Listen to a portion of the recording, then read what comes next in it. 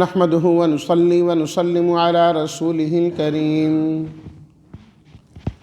أما بعد فأعوذ بالله من الشيطان الرجيم بسم الله الرحمن الرحيم إن ينصركم الله فلا غالب لكم وَإِن يَخْذُلْكُمْ فَمَنْ ذَا الَّذِي يَنْصُرُكُمْ مِنْ بَعْدِهِ وَعَلَى اللَّهِ فَلْيَتَوَكَّلِ الْمُؤْمِنُونَ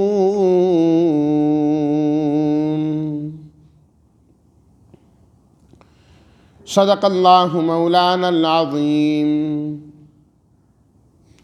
اللہم صلی علی سیدنا و مولانا محمد وعلی آل سیدنا و مولانا محمد وبارک وسلم ینصرکم نصرت سے مدد کرنا لا غالبہ نہیں ہے غالب آنے والا یخذلکم یخذل خذل مدد کو چھوڑ دینا مدد نہ کرنا اسے خذل کہتے ہیں فمن پس کون ہے جو تمہاری مدد کرے فلیتوکل چاہیے کہ توکل کرے اعتماد کرے ترجمہ اگر اللہ تعالیٰ تمہاری مدد فرمائے تو تمہارے اوپر غالب آنے والا کوئی نہیں ہے اور اگر اللہ تمہاری مدد چھوڑ دیں پس کون ہوگا جو تمہاری مدد کرے اس کے بعد ایمان والوں کو چاہیے کہ اللہ ہی پر توکل کیا کریں اس آیت کا تعلق بھی گزشتہ مضمون ہی کے ساتھ ہے کہ اللہ تعالیٰ نے نبی کریم صلی اللہ علیہ وسلم کو 159 آیت میں چند احکامات دیے کہ آپ ان صحابہ کرام کو معاف کر دیجئے ان کے لیے استغفار کیجئے اور اس کے بعد فرمایا کہ وَشَاوِرْهُمْ فِي الْأَمْرِ یہاں تک کل بات ہوئی تھی کہ وَشَاوِرْهُمْ فِي الْأَمْرِ آپ ان سے مشورہ کیجئے فی الامر معاملات میں کاموں میں کہ جب آپ مشاورت میں ان کو شامل کریں گے تو اس سے ان کی دلجوئی ہوگی کہ ہم سے بھی پوچھا گیا ہے ہماری رائے بھی لی گئی ہے تو اس سے دوسرے کی دلجوئی ہوتی ہے اور اتفاق پیدا ہوتا ہے مشورہ حقیقت میں کہا جاتا ہے کہ دوسرے کی رائے کو طلب کرنا کہ جو معاملہ سامنے آیا ہے اس کے بارے میں ہمیں کیا کرنا چاہیے اپنی اپنی آراء دیں ویسے تو نبی کریم صلی اللہ علیہ وسلم پر وحی نازل ہوا کرتی تھی آپ اس وحی کے مطابق فیصلے فرما دیا کرتے تھے لیکن اللہ رب العزت کی حکمت بعض جگہ اس طرح ہوتی تھی کہ اللہ کی طرف سے کوئی واضح حکم اس کے لیے نہیں آتا تھا اسے چھوڑ دیا جاتا تھا کہ آپ اس کو مشورے سے خود ہی طے کر لیں تاکہ امت کے اندر مشورہ آئے اس کی اہمیت پیدا ہو یہی وجہ ہے کہ جتنے یہ بڑے بڑے غزوات ہوئے نا ان کے اندر نبی کریم صلی اللہ علیہ وسلم نے صحابہ کرام سے مشورہ کیا جس غزوہ احد کا تذکرہ اتنے تفصیل کے ساتھ ان رکوعات میں چل رہا ہے میں پہلے یہ بات عرض کر چکا ہوں کہ آپ علیہ الصلاۃ والتسلیمات نے مشورہ کیا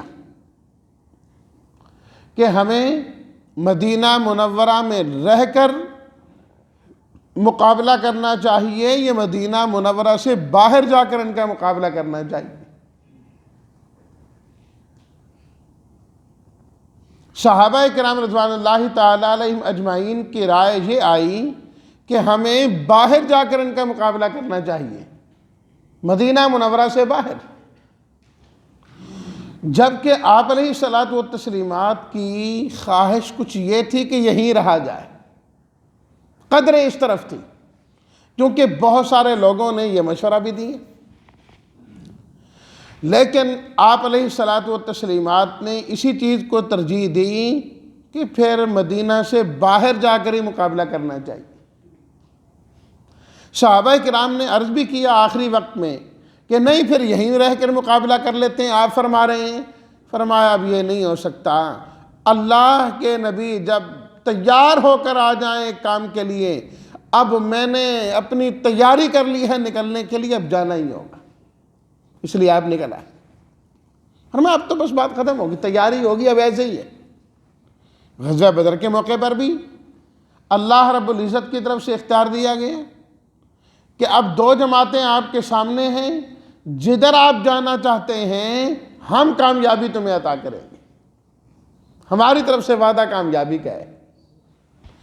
اب کیا ہے، صحابہ کرام رضوان اللہ تعالیٰ علیہم اجمعین کی رائے یہ تھی کہ وہ تجارتی قافلے کا تعاقب کیا جائے، لیکن آپ علیہ الصلاۃ والتسلیمات کی خواہش تھی کہ وہ جو لڑائی کے لیے آ رہے ہیں ان کا مقابلہ کیا جائے، لیکن بات اسی پر ہی طے ہوئی کہ ان کا ہی مقابلہ کرنا ہے، ادھر ہی گئے۔ غزوہ خندق کے موقع پر آپ علیہ الصلاۃ والتسلیمات نے صحابہ کرام سے مشورہ کیا کہ کیا کرنا چاہیے۔ حضرت سلمان فارسی رضی اللہ تعالیٰ عنہ نے مشورہ دیا کہ ہمیں مدینہ کے باہر خندق کھود لینی چاہیے۔ آپ نے اس مشورے کو قبول کیا، فرمایا بالکل ٹھیک ہے، اچھا مشورہ ہے، صحیح مشورہ دیا جا رہا ہے، اسی پر یہ عمل ہوا۔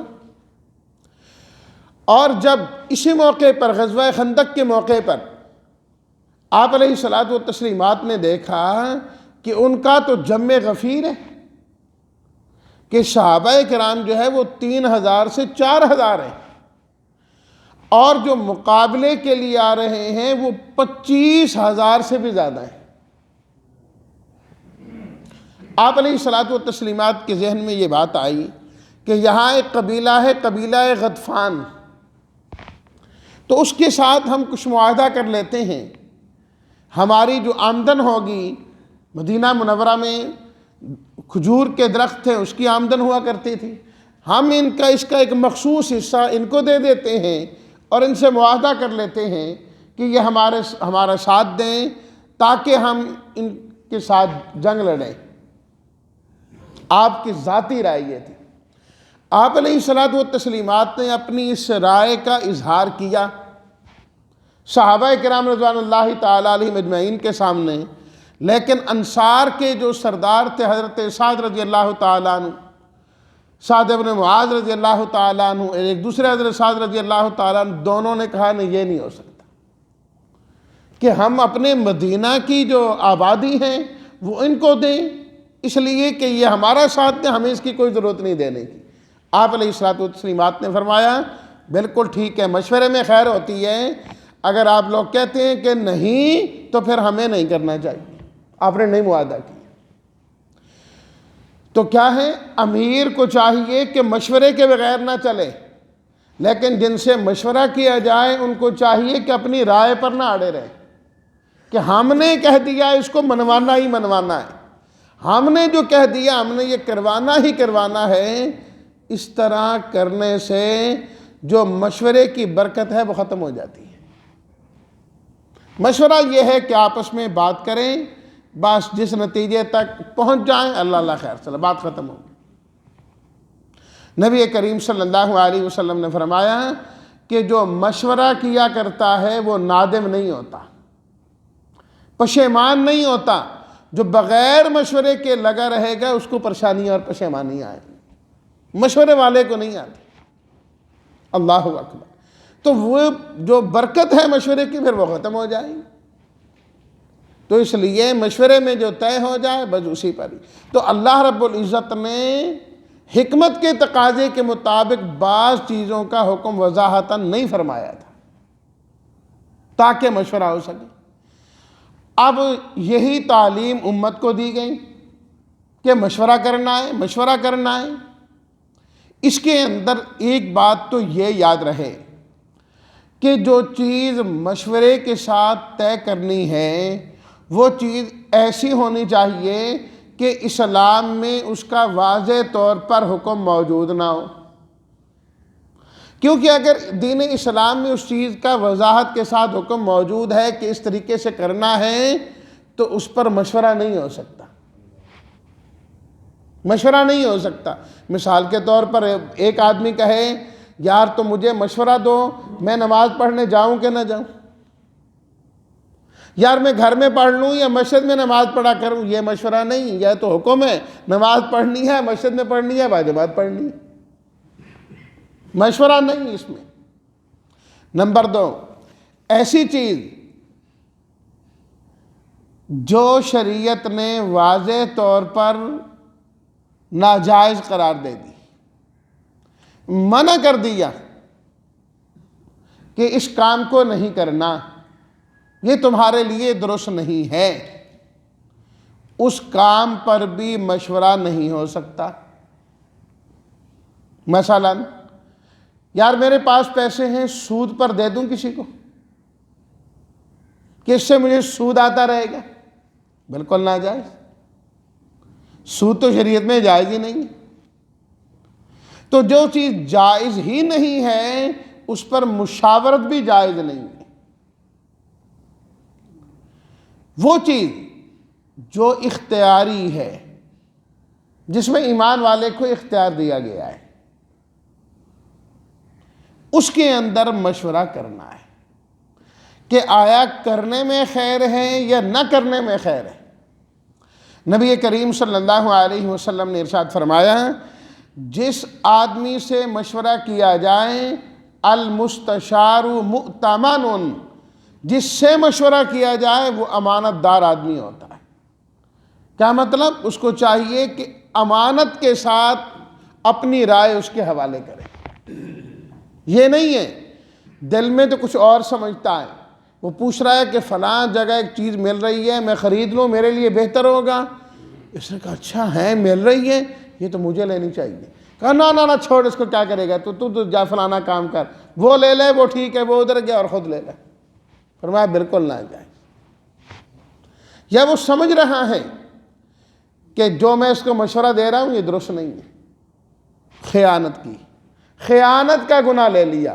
وہ مشورے کی برکت لینا چاہتا تھا، تم نے برا مشورہ دے کر خیانت کی اور گناہ اپنے سر لے لی۔ جو مشورہ ہے، جو آپ واقعتاً صحیح سمجھتے ہیں، وہ آپ اس کو دے دیں، اس کی مرضی قبول کرے نہ کریں۔ اللہ اکبر۔ مجھے حضرت تھانوی رحمۃ اللہ علیہ کی بات یاد آ گئی۔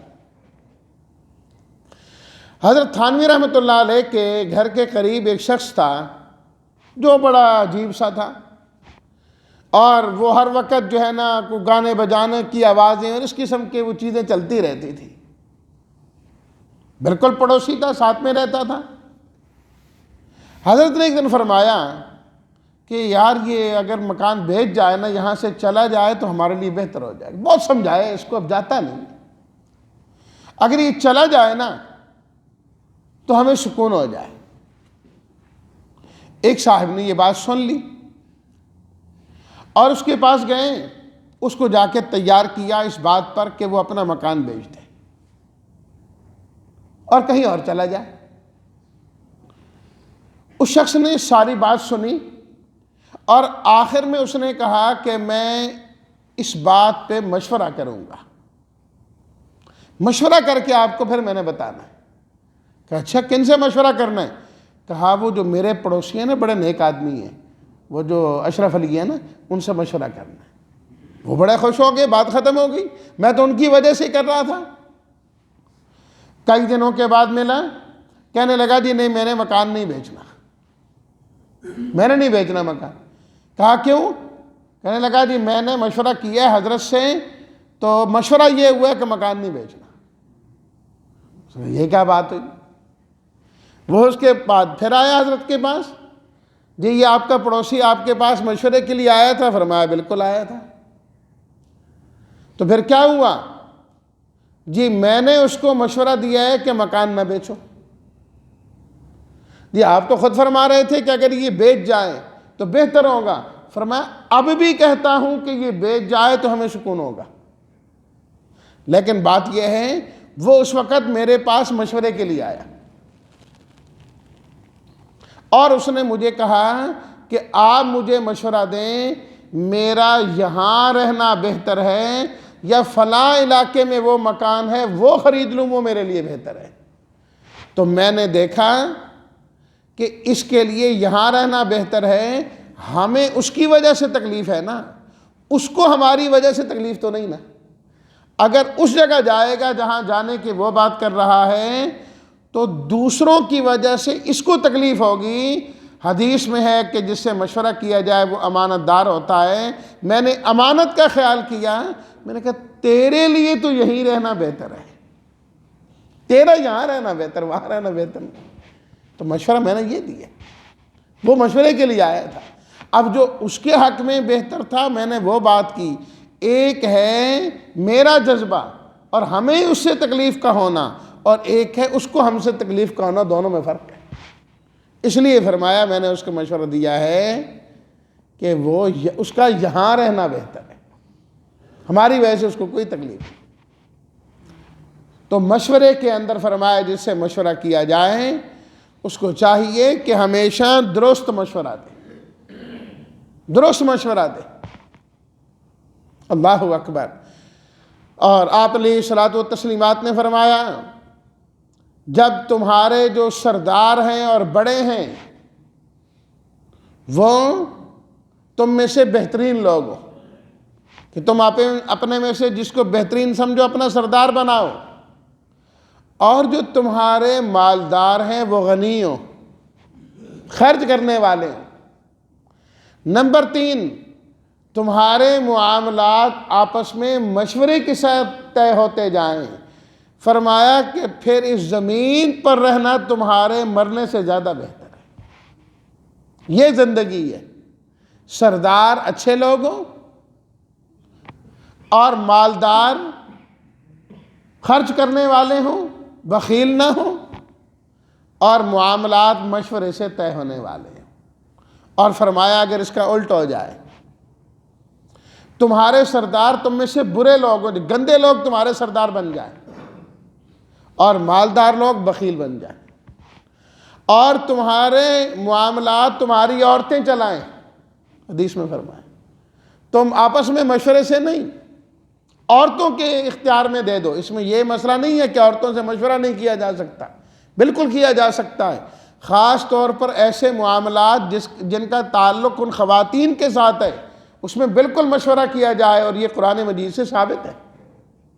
سورہ البقرہ میں اللہ تعالیٰ نے جب بچے کے دودھ کی بات کی نا کہ بچوں کو دودھ پلانا ہے، چھڑانا ہے، وہاں پر اللہ تعالیٰ نے فرمایا وَتَشَاوُرٍ، آپس میں مشورے کے ساتھ۔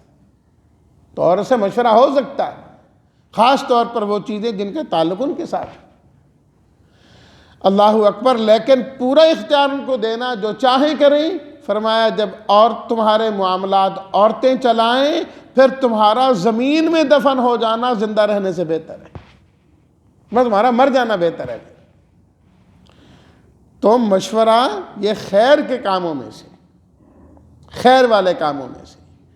تو اس لیے اللہ تعالیٰ نے فرمایا وَشَاوِرْهُمْ فِي الْأَمْرِ، آپ ان سے معاملات میں مشورہ لیجیے، لیکن مشورہ کرنے کے بعد یہ نہیں کہ ہم نے مشورہ کر لیا بس یہی ہے۔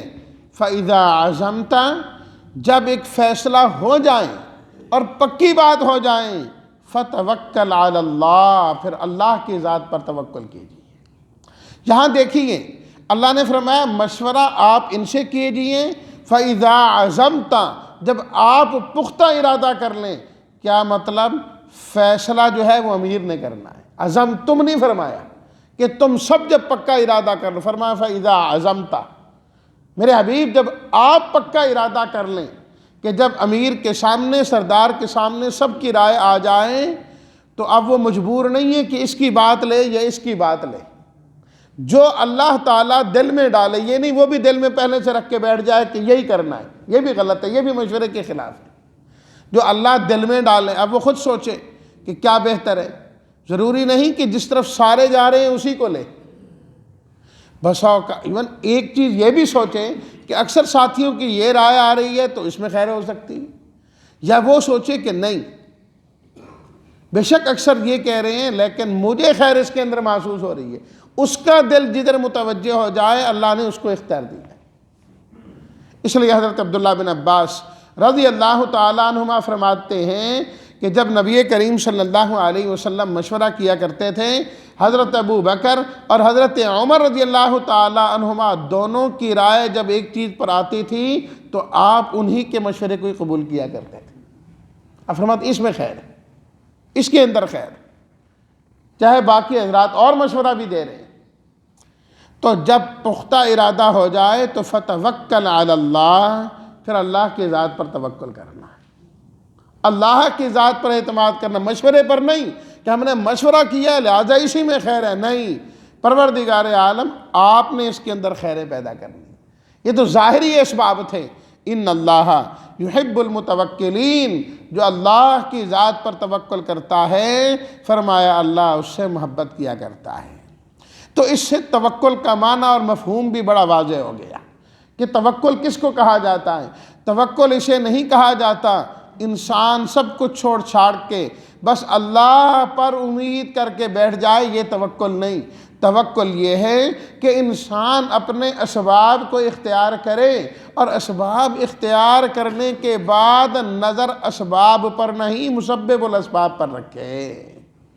نظر اسباب پر نہیں کہ ہم نے یہ کیا, یہ کر لیا, معاملہ ٹھیک ہو گیا اب ٹھیک ہو جانا ہے. نہیں, یہ اللہ نے ٹھیک کرنا ہے. اللہ تعالیٰ چاہیں تو بغیر سبب کے بھی کر سکتے ہیں, بس بندے کے اختیار میں سبب ہے, اس نے اختیار کر لیا, باقی کام بنانے والی ذات اللہ کی. آپ علیہ الصلوۃ والسلام بات نے فرمایا نا, پہلے اونٹ کا پاؤں باندھو اور پھر توکل کرو. یہ نہیں ہے کہ سواری کو چیزوں کو چھوڑ دے, گاڑی کو کھلا چھوڑ دیا, لاک نہیں لگانا. بھئی اللہ پر توکل ہے, یہ توکل نہیں, اس کو تعطل کہا جاتا ہے. اسباب چھوڑنے نہیں ہیں. آپ اس گاڑی کو تالا لگائیں, اس کے بعد تالے پر اعتماد نہ کریں, اللہ رب العزت کی ذات پر اعتماد کریں کہ اللہ نے اس کی حفاظت کرنی ہے اس گاڑی کی. یا نہ لاک بچا سکتا ہے نہ کوئی اور چیز بچا سکتی ہے. تو فرمایا مدد تو اللہ نے کرنی ہے. ان ینصرکم اللہ فلا غالب لکم, جب تم مشورہ کر لو بس اس پر عمل کرو, پھر کوئی پریشانی آئے کچھ آئے سب برداشت کرو, اسی میں خیر ہے. فرمایا اگر اللہ تمہاری مدد کریں گے پھر تو تمہارے اوپر کوئی غالب آ ہی نہیں سکتا. فلا غالب لکم وَإِن يَخْذُلْكُمْ فَمَنْ ذَا الَّذِي يَنْصُرُكُمْ مِنْ بَعْدِهِ, اور اگر اللہ تمہاری مدد نہ کرے تو پھر کوئی تمہاری مدد کرنے والا نہیں ہے. تو اس واسطے فرمایا ہمیشہ اللہ سے مدد مانگتے رہو, مدد مانگتے رہو, مدد حاصل کرو. صحابہ کرام کو بھی خطاب کیا کہ تم پریشان کیوں ہوتے ہو کہ ذرا سی پریشانی آ گئی, اللہ سے مدد مانگو, یہ سب حساب چکا دیے جائیں گے. اور ایسا ہی ہوا. غزوہ احد کے بعد جو غزوہ خندق ہوا, بھائی غزوہ احد میں تو وہ 3000 آ رہے ہیں اور خندق میں 25,000 سے بھی زیادہ آ رہے ہیں. اللہ نے کس طرح ان کو ناکام کر کے واپس کیا, سارا بدلہ چکا دیا گیا. یہ وقتی طور پر حالات ہو جاتے ہیں, پریشانی آ جاتی ہے, اللہ ضرور اس کا بدلہ عطا فرما دیتے ہیں. پھر دوبارہ فرمایا وَعَلَى اللَّهِ فَلْيَتَوَكَّلِ الْمُؤْمِنُونَ, ایمان والوں کو تو چاہیے ہمیشہ اللہ پر ہی توکل کریں. جب اللہ پر توکل کریں گے اللہ ضرور ان کی مدد فرمائیں گے. اللہ تعالی ہم سب کو اپنی ذات پر توکل کرنے والا بنائے. اللہ ہماری مدد فرمائے, اور یہ جو ہدایات ہیں مشورے کے متعلق اللہ ہمیں بھی امت کے اندر اور اپنے گھروں کے اندر اس کو جاری ہوئی اور ساری کرنے کی توفیق عطا فرمائے. وآخر دعوانا ان الحمد للہ رب العالمین.